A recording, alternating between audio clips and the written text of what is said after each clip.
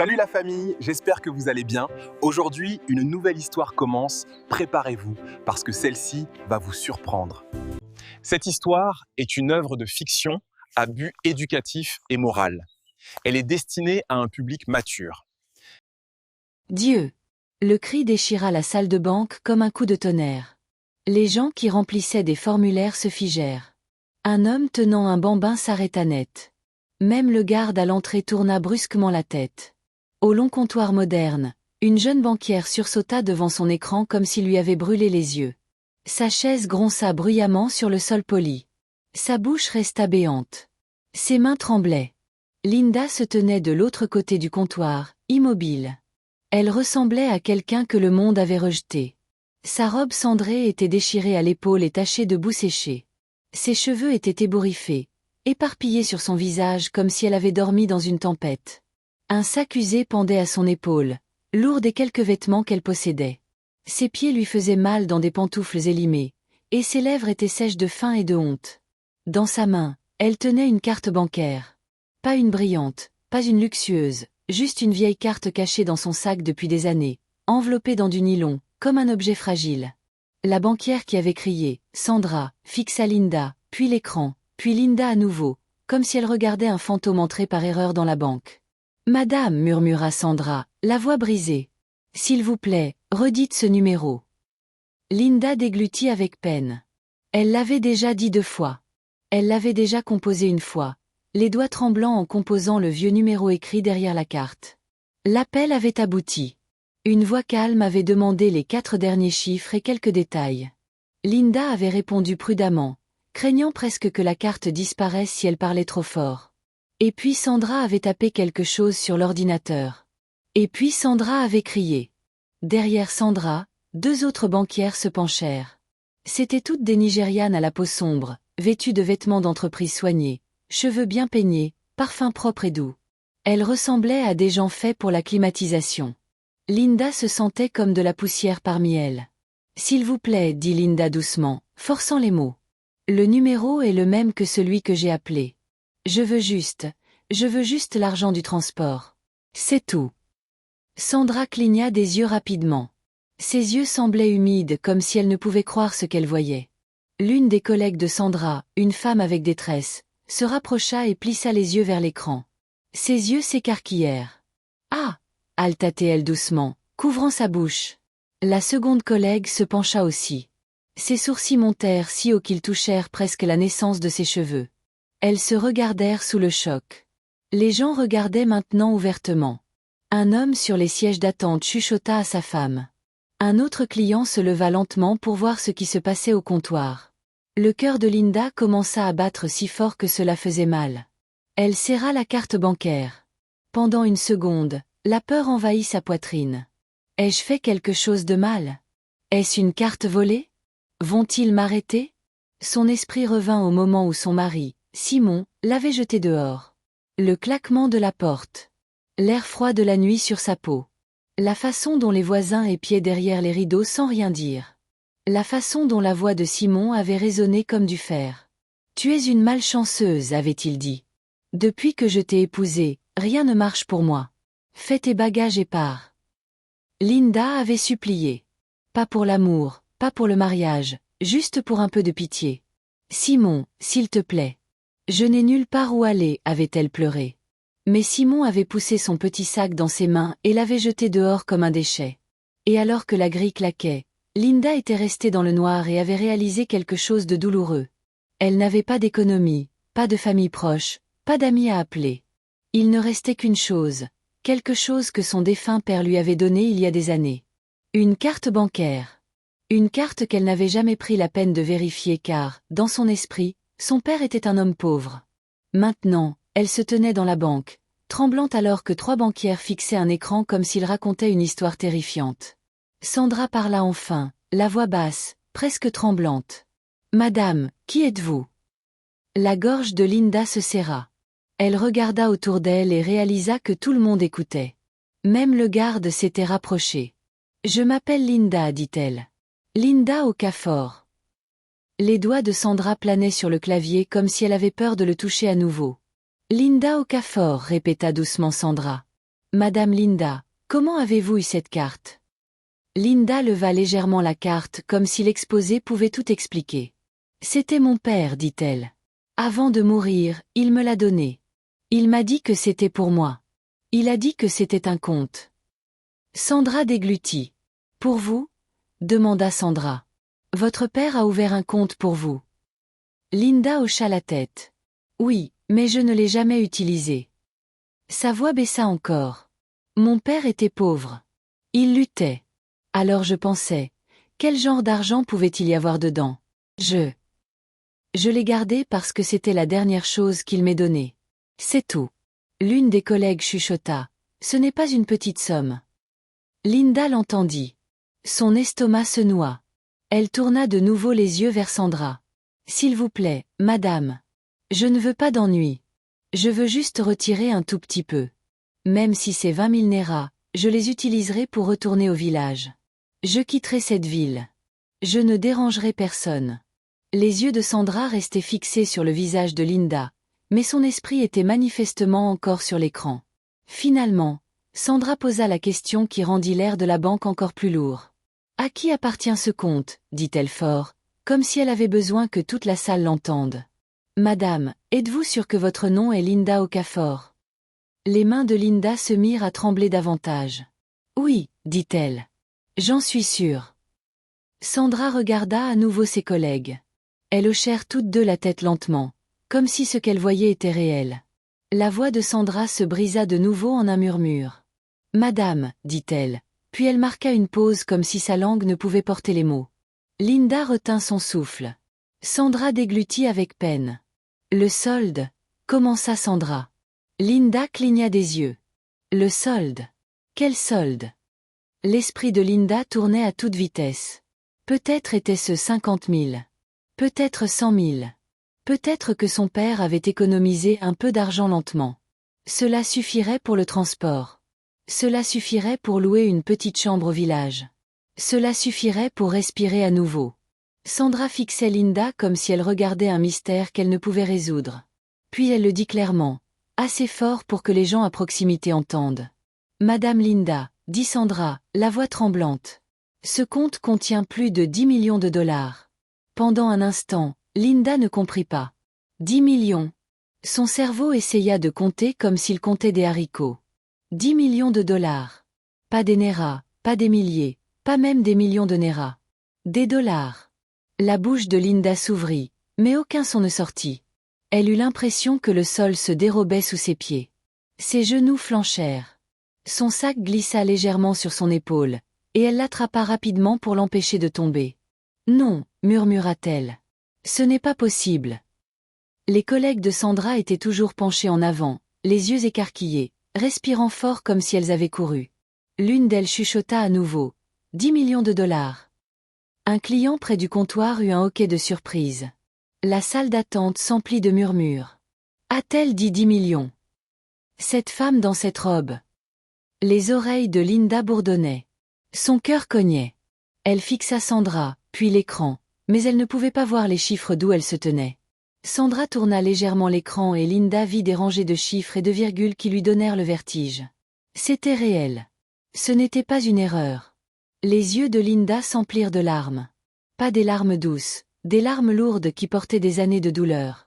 La douleur d'avoir été traitée comme moins que rien. La douleur d'avoir été traitée de porte-poisse. La douleur de travailler dur et d'être toujours ignorée. La douleur d'avoir perdu son père en pensant qu'il ne lui avait rien laissé d'autre qu'une vieille carte. Elle couvrit sa bouche de sa main libre tandis que les larmes roulaient sur ses joues. « Papa » murmura-t-elle. « Qu'est-ce que c'est que ça ?» Sandra se leva lentement comme si elle ne savait plus comment se comporter. Sa voix devint prudente, presque respectueuse. « Madame Linda » dit-elle. « S'il vous plaît, ne bougez pas. Je dois appeler mon directeur. » Linda hocha la tête, tremblant toujours. Sandra décrocha le téléphone de bureau et composa un numéro rapidement, ses yeux ne quittant jamais Linda, comme si celle-ci risquait de disparaître. Les murmures s'intensifièrent. Les gens étaient maintenant debout. Certains utilisaient leur téléphone. Le garde de sécurité se rapprocha de Linda. Pas de manière impolie, mais comme s'il était soudainement chargé de la protéger. Linda regarda autour d'elle, terrifiée. Elle ne voulait pas d'attention. Elle ne voulait pas d'ennui. Elle voulait juste l'argent du transport. Et maintenant, toute la banque ressemblait à une scène et elle se tenait au milieu, vêtue de honte et de boue. Sandra parla au téléphone d'une voix basse et urgente. « Monsieur, s'il vous plaît, descendez. » Elle dit, « Maintenant, immédiatement. » C'est au sujet d'un solde de compte au comptoir. « Oui, monsieur. La cliente est ici. » Elle reposa doucement le téléphone. Ses mains tremblaient encore. Linda essuya ses larmes, mais d'autres continuaient de couler. Puis, comme si l'air lui-même changeait, l'entrée de la banque s'ouvrit plus largement. Un homme dans un costume impeccable entra rapidement, suivi par un autre membre du personnel. C'était le directeur de la banque. Monsieur Raymond. Il ne souriait pas. Il n'avait pas l'air confus. Il marcha droit vers le comptoir et regarda l'écran de Sandra. Ses yeux se plissèrent, sa bouche se crispa.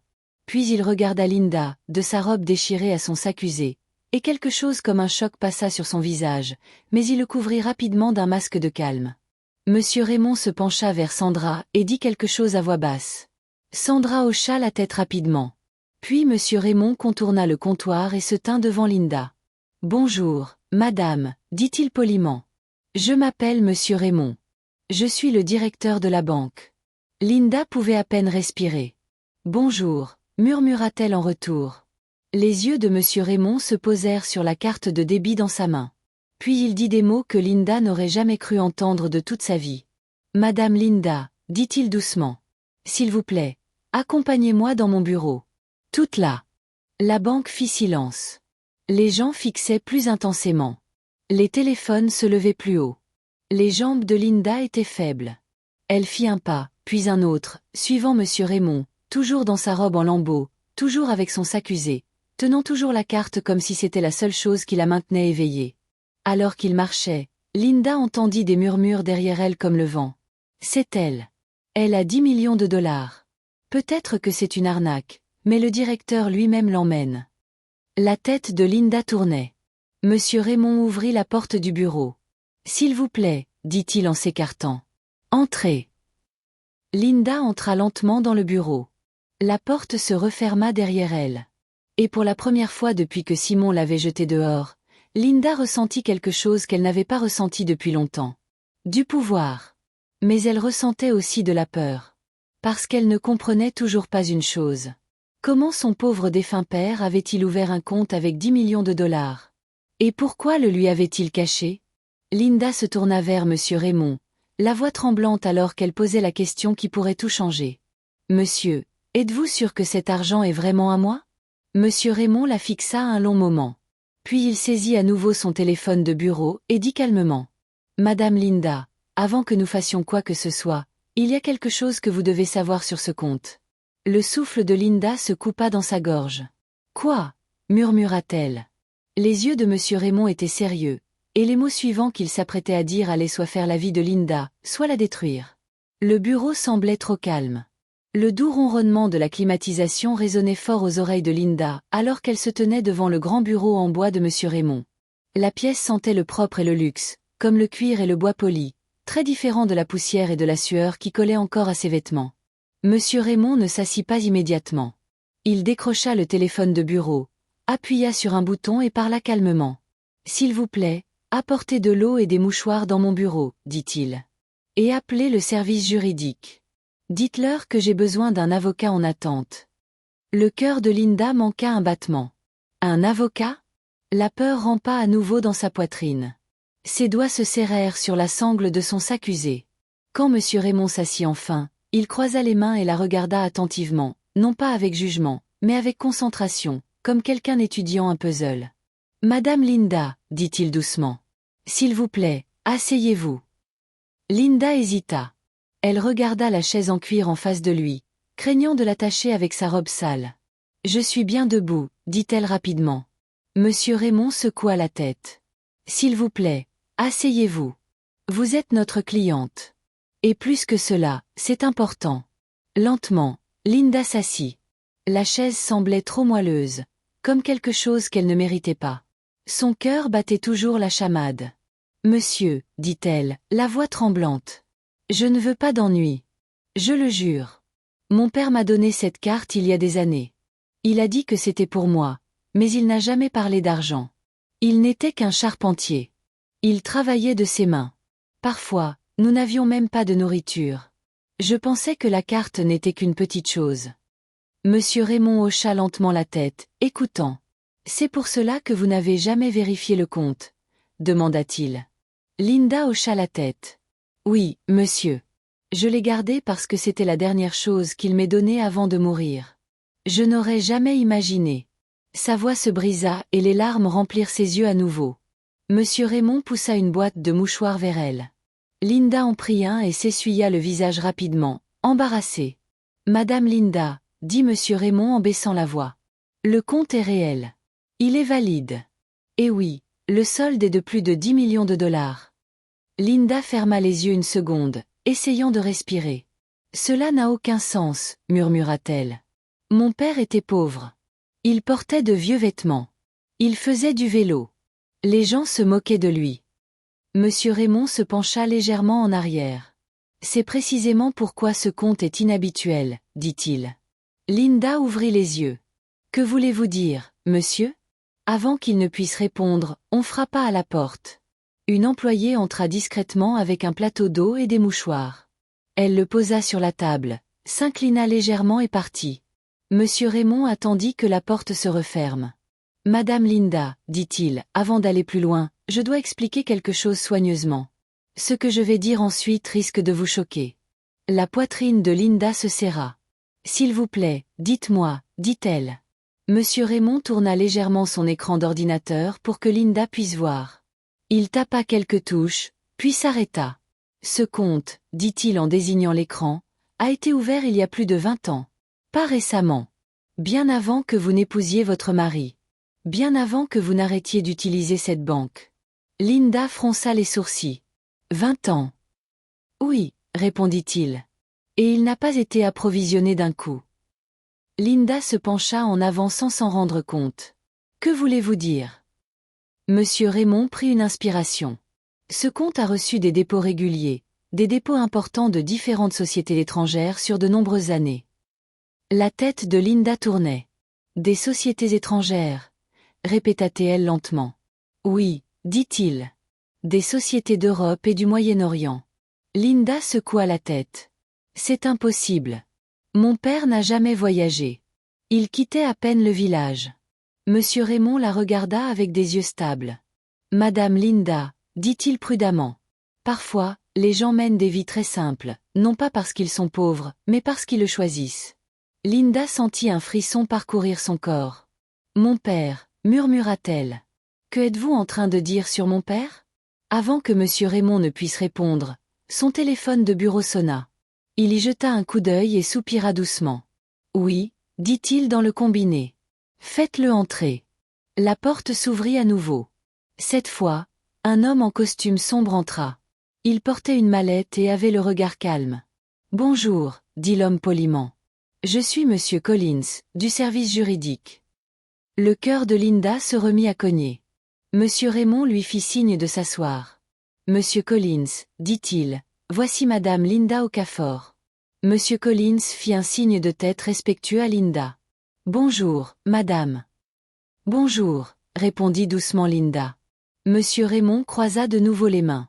Monsieur Collins, dit-il, je veux que vous expliquiez le côté juridique de ce compte à madame Linda. Monsieur Collins ouvrit sa mallette et en sortit un dossier. Madame, commença-t-il calmement, ce compte a été ouvert à votre nom avec votre père désigné comme fiduciaire jusqu'à votre majorité. Cela signifie que l'argent vous appartient légalement.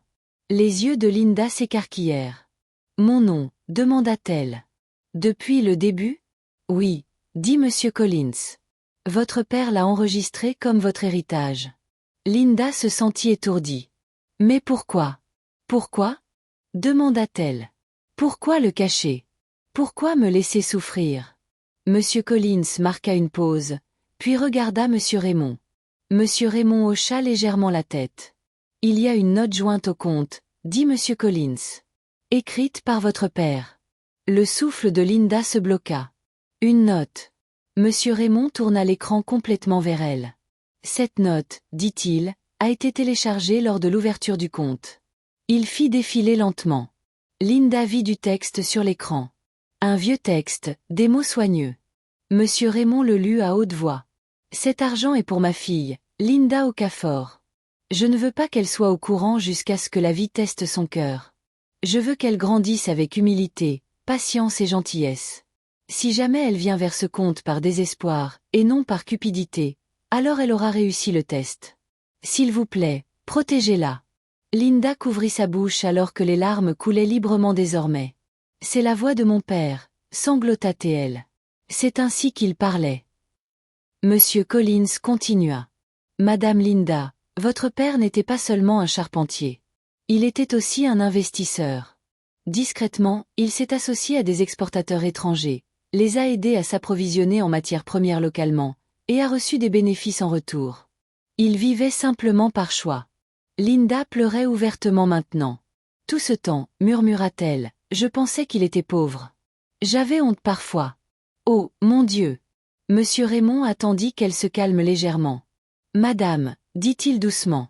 Votre père a fait confiance à cette banque pour protéger votre avenir. Et maintenant, le moment est venu. Linda essuya son visage et leva les yeux. Alors que se passe-t-il maintenant? Demanda-t-elle. Monsieur Raymond se redressa. Maintenant, nous vous guidons, dit-il prudemment. Cette somme est importante. Nous n'allons rien précipiter. Monsieur Collins hocha la tête. D'abord, nous allons sécuriser le compte entièrement sous votre contrôle. Ensuite, nous vous aiderons avec une structure juridique appropriée, des fiducies, des investissements et une protection.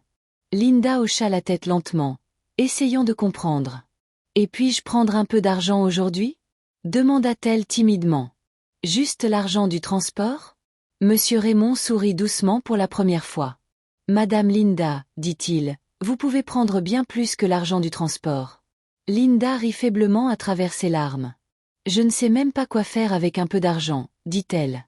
Encore moins avec tout ça. Monsieur Raymond se leva. D'abord, dit-il, nous allons organiser un logement temporaire pour vous. Vous ne pouvez pas retourner dans la rue. Le cœur de Linda bondit. Monsieur, je ne veux pas être un fardeau. Vous ne l'êtes pas, l'interrompit-il gentiment. C'est votre droit. Alors qu'il parlait, on frappa de nouveau à la porte. Une employée junior entra nerveusement. Monsieur, dit-elle. La salle de banque est agitée. Les gens posent des questions. Monsieur Raymond soupira. Je m'y attendais. Il se tourna vers Linda.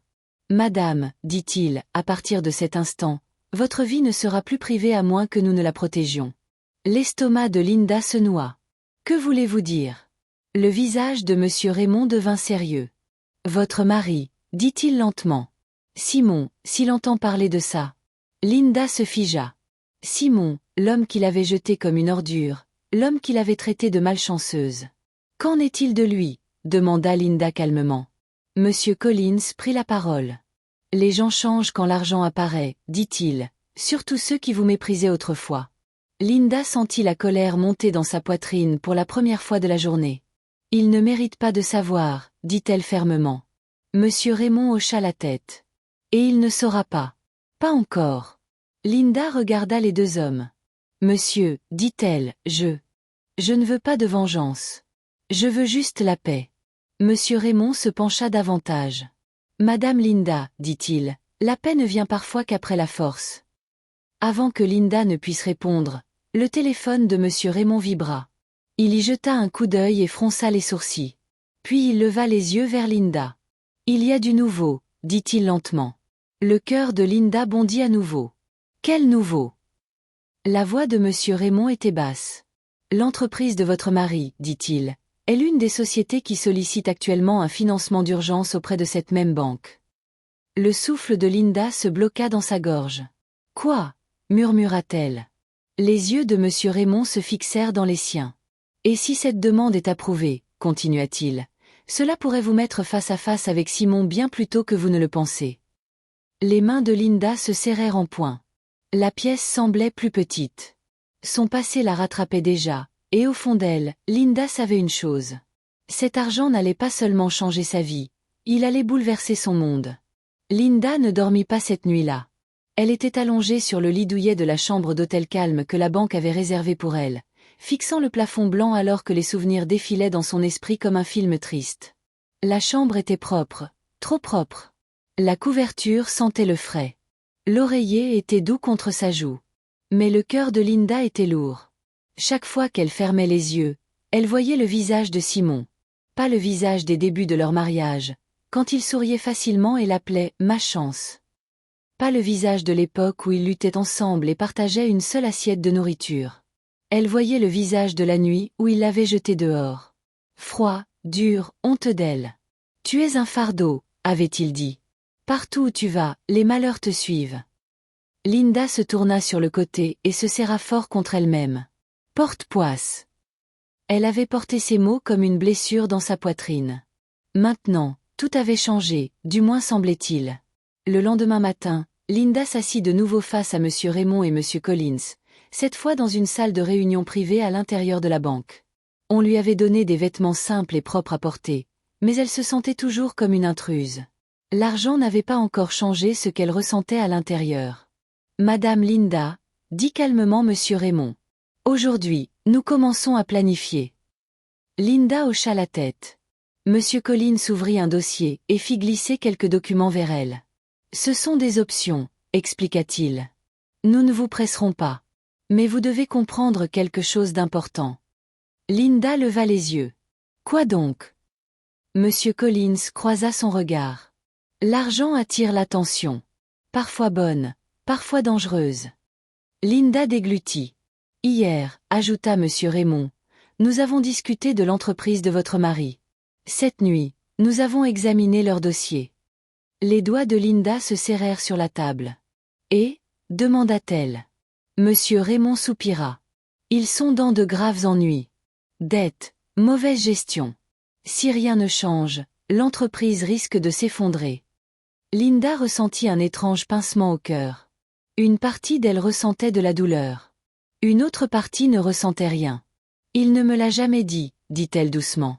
M. Raymond hocha la tête. « Il ne le ferait pas. La fierté cache souvent l'échec. » Le silence emplit la pièce. Puis M. Collins parla avec précaution. « Madame Linda, avec vos ressources, vous pourriez sauver cette entreprise. » Linda redressa brusquement la tête. « Non, dit-elle rapidement. Je ne veux rien avoir à faire avec Simon. » M. Collins leva légèrement la main. « Nous ne vous conseillons pas d'agir maintenant. Nous ne faisons qu'expliquer les possibilités. » Linda se leva soudainement. « Je ne veux pas de vengeance, dit-elle à nouveau, sa voix plus forte cette fois. Je ne veux pas lui faire honte. Je veux juste vivre ma vie. » M. Raymond l'observait attentivement. « Madame Linda, dit-il doucement. Parfois, la vie nous ramène des chapitres inachevés, que nous le voulions ou non. » Linda se rassait lentement. Son esprit était fatigué. « Monsieur, dit-elle. Que dois-je faire en premier ?» M. Raymond sourit légèrement. « D'abord, nous vous protégeons. Deuxièmement, nous vous aidons à construire quelque chose qui vous appartienne. » Linda fronça les sourcils. « Construire quoi ?» M. Raymond se pencha en avant. « Une entreprise. » Linda cligna des yeux. « Moi ?» ?»« Oui, dit-il. Les partenaires de votre père ont laissé des traces. Il était très impliqué dans les exportations agricoles. Les graines de sésame surtout. » Les yeux de Linda s'écarquillèrent. « Le sésame ?» ?»« Oui, répondit M. Raymond.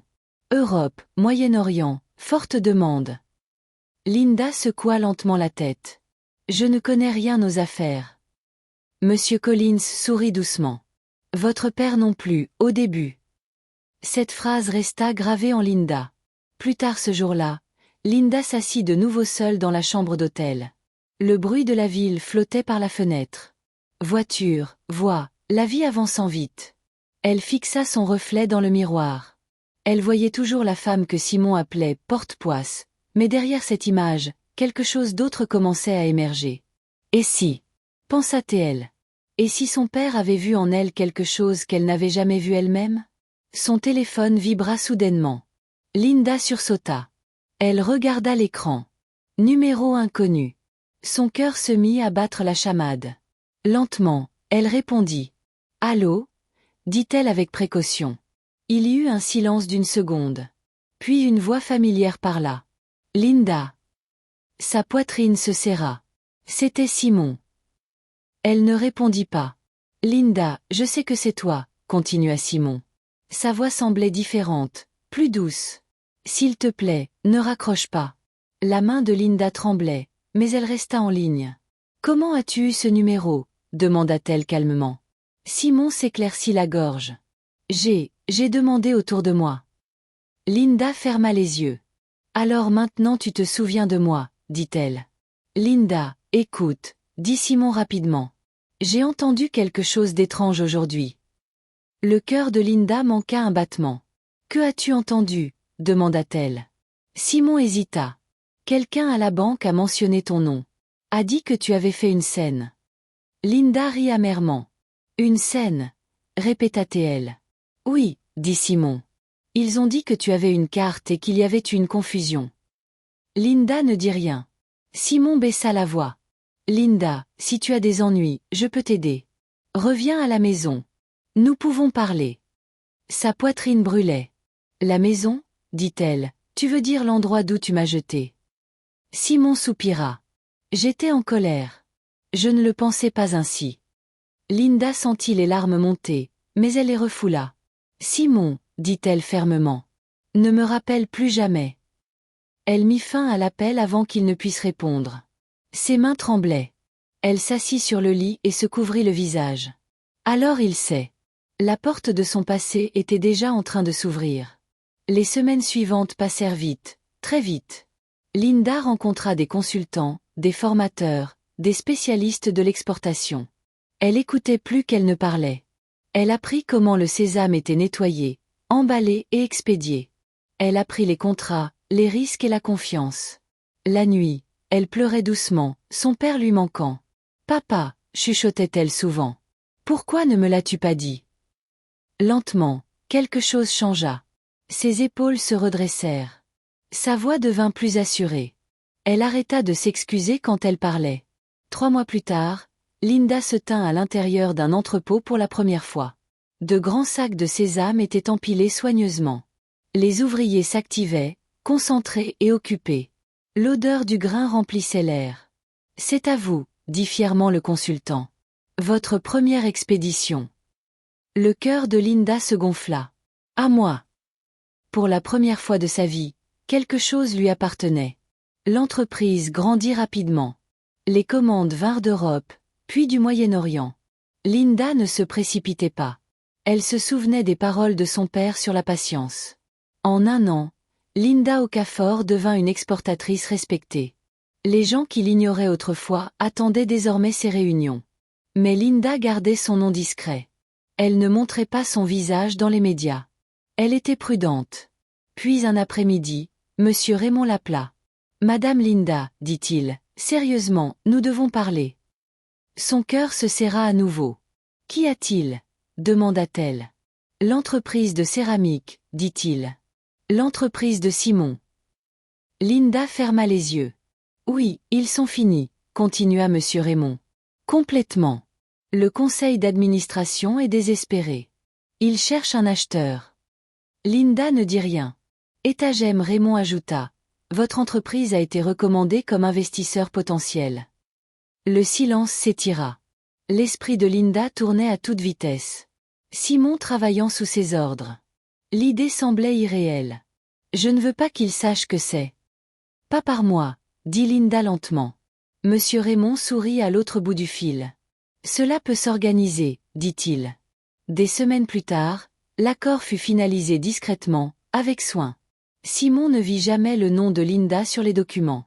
Le jour de l'annonce officielle arriva. Linda se tenait devant le grand bâtiment de verre de l'entreprise de céramique, vêtue d'un costume simple mais élégant. Ses cheveux étaient soigneusement coiffés. Son dos était droit.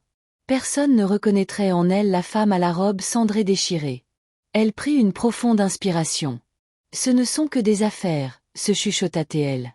À l'intérieur du bâtiment, les employés étaient rassemblés dans le hall. Simon se tenait près du devant, les traits tirés par la fatigue. Il avait l'air nerveux. Le président du conseil d'administration s'avança. « Mesdames et messieurs, annonça-t-il. Veuillez accueillir la nouvelle propriétaire et PDG de cette entreprise. Des applaudissements remplirent la salle. La porte derrière la scène s'ouvrit. Linda s'avança. La salle fit silence. Les yeux de Simon s'écarquillèrent, son visage se vida de son sang. Linda, murmura-t-il, à peine audible. Linda marcha calmement vers l'avant. Leurs regards se croisèrent, et à ce moment-là, Simon comprit que la femme qu'il appelait « porte-poisse » venait de devenir son patron. Les genoux de Simon flanchèrent, et avant que quiconque puisse réagir, il se laissa tomber au sol, à genoux. « Linda » cria-t-il, « s'il te plaît, pardonne-moi. » Des exclamations de surprise remplirent le hall.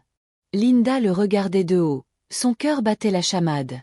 Le passé et le présent se heurtaient là, sur le sol poli. Tout le monde attendait. Linda ouvrit la bouche pour parler, et les mots qu'elle choisirait allaient tout décider. Simon était toujours à genoux. Des hommes mûrs en costume restaient figés. Des femmes se couvraient la bouche de choc. Les membres du conseil fixaient Linda comme s'ils regardaient un rêve inexplicable. Linda sentait chaque regard peser sur elle. Son cœur battait vite, mais son visage restait calme. Elle regarda Simon, cet homme qui l'avait autrefois poussé dans la nuit avec un petit sac et des paroles cruelles. L'homme qui l'avait traitée de malchanceuse. L'homme qui n'avait jamais regardé en arrière. Maintenant, il était à genoux. « S'il te plaît, » dit encore Simon, la voix tremblante. « Linda, pardonne-moi. Je ne savais pas. Je jure que je ne savais pas. » Linda prit une lente inspiration. Elle se souvint du sol froid devant leur maison. Elle se souvint avoir frappé à la porte d'un voisin sans obtenir de réponse. Elle se souvint avoir dormi le ventre vide, pleurant en silence pour que personne n'entende. Elle s'approcha. « Simon, » dit-elle calmement, sa voix claire dans le grand hall. « Lève-toi. » Simon hésita, puis se leva lentement, la tête toujours baissée. « Je ne suis pas ici pour me venger, » continua Linda. « Je suis ici pour les affaires. » La salle laissa échapper un soupir de soulagement. Simon leva les yeux vers elle, confus. « Vous garderez votre emploi, » dit Linda. « Vous travaillerez, et vous travaillerez dur. » Les yeux de Simon s'écarquillèrent. « Tu ne me renvoies pas ?» demanda-t-il. Linda secoua la tête. « Non, mais les choses vont changer. » Elle se tourna vers le personnel. « Cette entreprise a souffert d'orgueil et d'une mauvaise direction, » dit-elle. « À partir d'aujourd'hui, nous reconstruisons avec honnêteté et discipline. » Les gens hochèrent la tête lentement. Simon déglutit avec peine. « Merci, » murmura-t-il. « Je ne mérite pas ça. » Linda le regarda une dernière fois. « Je sais, » dit-elle. La réunion se termina dans le calme, mais l'histoire se répandit vite. Le soir même, tout le monde dans l'entreprise savait. L'ex-femme de Simon était désormais la PDG. La femme qu'il appelait « porte-poisse » avait sauvé l'entreprise. Cette nuit-là, Linda était seule dans son nouveau bureau. Les lumières de la ville brillaient par la fenêtre. Elle aurait dû ressentir de la joie, mais sa poitrine était lourde. Monsieur Raymond l'avait prévenu, les chapitres inachevés reviennent. Son téléphone vibra. Un message apparut. « Jude. Linda, c'est moi. S'il te plaît, appelle-moi. » Linda se figea. Jude, le meilleur ami de Simon, la seule personne qui lui avait autrefois montré de la gentillesse. Elle fixa le message longtemps avant d'appeler. « Allô » dit-elle. « Linda, dis doucement Jude. J'ai tout entendu aujourd'hui. » Elle soupira. « J'en suis sûre. » Il y eut une pause. « Je suis fière de toi, » dit Jude. « Vraiment. » Quelque chose de chaud remua dans sa poitrine. « Merci, » répondit-elle. « Linda, » continua Jude, prudent. « Simon est brisé. Pas parce qu'il a perdu le pouvoir, mais parce qu'il t'a perdu. » Linda ferma les yeux. « Ce chapitre est clos, » dit-elle fermement. « Je sais, » répondit Jude. « Je voulais juste que tu saches que tu n'es pas une malchanceuse. Tu ne l'as jamais été. » Des larmes remplirent les yeux de Linda. Après l'appel, Linda se leva et marcha vers la fenêtre. Elle pensa au pardon. Elle avait pardonné à Simon, mais le pardon ne signifiait pas un retour en arrière. Les jours passèrent. L'entreprise se stabilisa. Linda gagna le respect de tous. Simon travaillait discrètement, évitant son regard. Puis, un après-midi, Linda reçut une invitation. Un dîner de direction. Tous les cadres étaient requis. Simon serait là. Linda s'habilla simplement mais avec élégance et arriva tôt. Lorsqu'elle entra dans la salle, les conversations s'arrêtèrent. On la regardait avec respect. Simon était assis à une table vers le fond. Il leva les yeux et leurs regards se croisèrent. Une lueur de douleur passa sur son visage. Linda fit un signe de tête poli et passa devant lui. Alors qu'elle prenait place, Jude entra dans la salle. Leurs regards se rencontrèrent, et pour la première fois depuis que tout avait changé, Linda sourit librement. Simon le vit et, à cet instant, il comprit quelque chose de douloureux. Il n'avait pas seulement perdu sa femme, il avait perdu sa place dans son avenir. Simon baissa la tête. Des larmes tombèrent sur la nappe et Linda, observant depuis l'autre bout de la pièce, ressentit un mélange étrange de paix et de tristesse. Mais elle ne savait pas encore que ce dîner marquerait le début d'un autre chapitre, un chapitre qui testerait son cœur d'une manière que l'argent ne pourrait jamais faire. La salle de mariage était baignée de lumière. Une musique douce flottait dans l'air tandis que les invités prenaient place, vêtus de couleurs vives et arborant des sourires radieux. Des fleurs bordaient l'allée. Tout semblait paisible, soigneusement planifié, chaleureux et plein d'espoir. Linda se tenait derrière le rideau, tenant un bouquet de roses blanches. Ses mains étaient stables. Son cœur était calme. Elle regarda son reflet une dernière fois. La femme qui la fixait était confiante, gracieuse et forte. Rien en elle ne rappelait la femme qui se tenait autrefois dans une banque, vêtue d'une robe cendrée déchirée, réclamant de l'argent pour le transport. Pourtant, Linda se souvenait d'elle. Elle ne l'oublierait jamais. « Es-tu prête ?» demanda une voix douce. Linda se tourna et vit Jude. Il portait un costume crème simple, son visage empreint de respect et d'un amour tranquille. Pas d'orgueil, pas de contrôle, juste de la bienveillance. « Oui, » dit Linda, « je le suis. » Alors que la musique changeait, le rideau s'ouvrit. Linda s'avança. La salle se leva. Au dernier rang, près du coin de la salle, Simon était assis seul.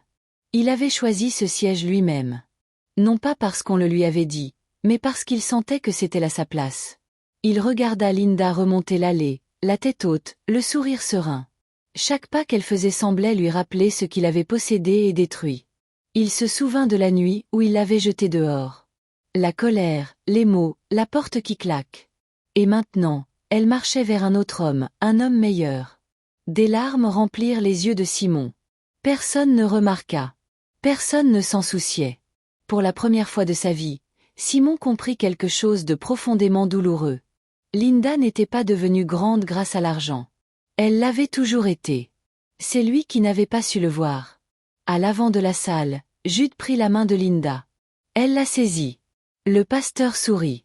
L'amour, commença-t-il, n'est pas une question d'orgueil. C'est une question de gentillesse, de patience et de respect. Simon baissa la tête. Chaque mot résonnait comme un jugement silencieux. Lorsque les vœux furent échangés, Linda parla clairement. « Je choisis la paix, dit-elle. Je choisis la vérité. Je choisis l'amour qui ne blesse pas. » Les yeux de Jude brillaient. « Je te choisis, » répondit-il. « Chaque jour. » Des applaudissements remplirent la salle lorsqu'ils furent déclarés mari et femme. S'ensuivirent des acclamations, des sourires, de la joie et des célébrations. Linda riait librement. Pour la première fois depuis des années, son rire ne contenait aucune trace de peur.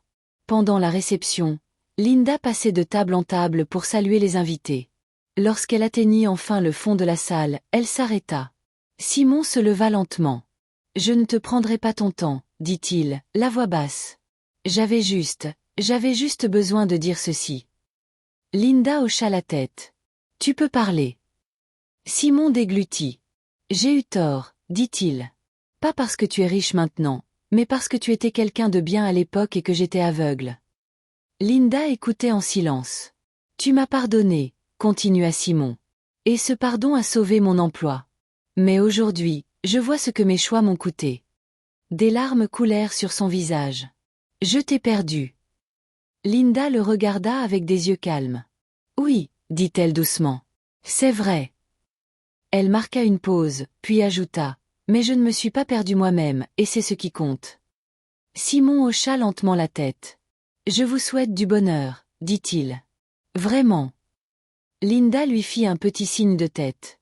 Merci, répondit-elle. J'espère que tu trouveras la paix, toi aussi. Elle se tourna et s'éloigna. Simon se rassit seul alors que la musique et les rires remplissaient à nouveau la salle. Il ne pleura pas bruyamment. Il s'assit simplement avec ses regrets. À l'autre bout de la pièce, Jude entoura les épaules de Linda de son bras. « Ça va ?» demanda-t-il doucement. Linda sourit. « Oui, dit-elle. Je suis libre. » Plus tard cette nuit-là, alors que Linda se tenait dehors sous les étoiles, elle chuchota doucement. « Papa. Merci. » Elle comprenait enfin. La carte n'avait jamais été qu'une question d'argent. C'était un test. Et elle l'avait réussi. Que pensez-vous de cette histoire? D'où nous regardez-vous? Si vous avez aimé ce récit, commentez, partagez et abonnez-vous à notre chaîne pour plus d'histoires intéressantes.